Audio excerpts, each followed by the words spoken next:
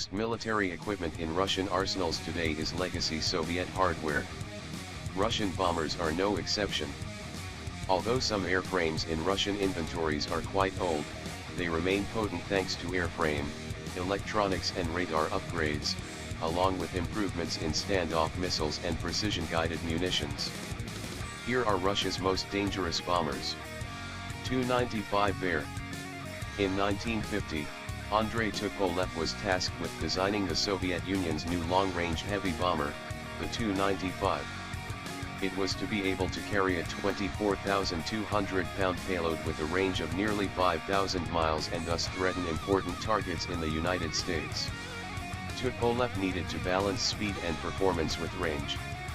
Jet engines at the time would give a long-range strategic bomber the needed speed, but guzzled fuel, limiting range. Although Tupolev was already a highly successful designer, he tasked a group of German and Austrian aircraft engineers that had been captured after World War II with the design. They designed the most powerful turboprop engine ever made, the venerable KN-12. Using two sets of contra-rotating propellers, the KN-12 is still used on the Tu-95 today. Although the engines are extremely powerful, they are also incredibly loud. Still, when mission requirements are massive payload rather than stealthiness, the Bear can do the job. Repeated upgrades have greatly extended the airframe's service life, and increasingly sophisticated standoff cruise missiles have kept the Tu-95 potent. It is planned to operate until the 2040s. Tu-22M Backfire.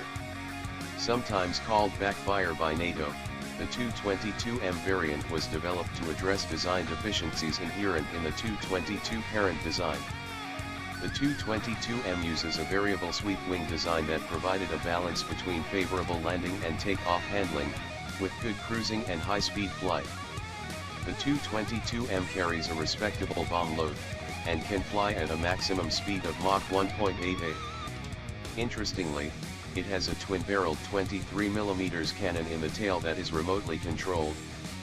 The introduction of the Tu-22M in the early 1970s was an odd time for supersonic bombers, as the superiority of ICBMs was widely recognized.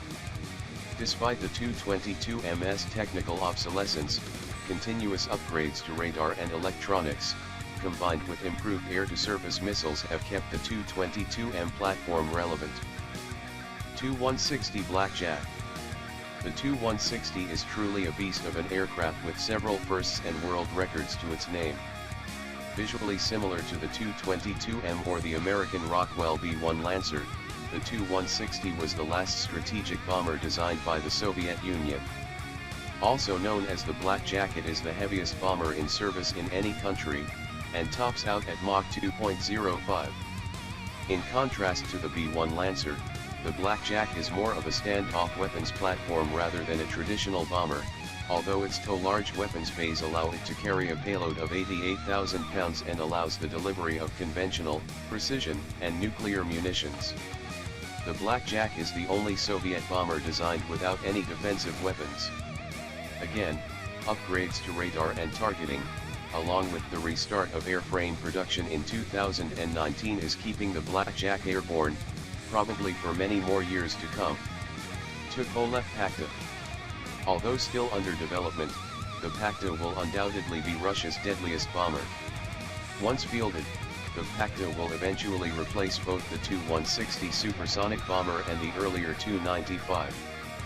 PAK is essentially a next-gen long-range stealth bomber, similar to the Northrop Grumman B-2 Spirit bomber. Like the B-2, the PAK will probably have a flying wing design, although this is only known from promotional material. No known prototypes currently exist. This would be the first truly Russian bomber, not simply a legacy Soviet design, or improvements upon them. The first PAK prototype flight was delayed from 2019 to sometime in the 2021 to 2023 timeframe. As already pointed out, upgraded variants of the Tu-160 are currently conducting flight trials, so it will likely be some time before we have any photos or more concrete info on Russia's first true stealth bomber.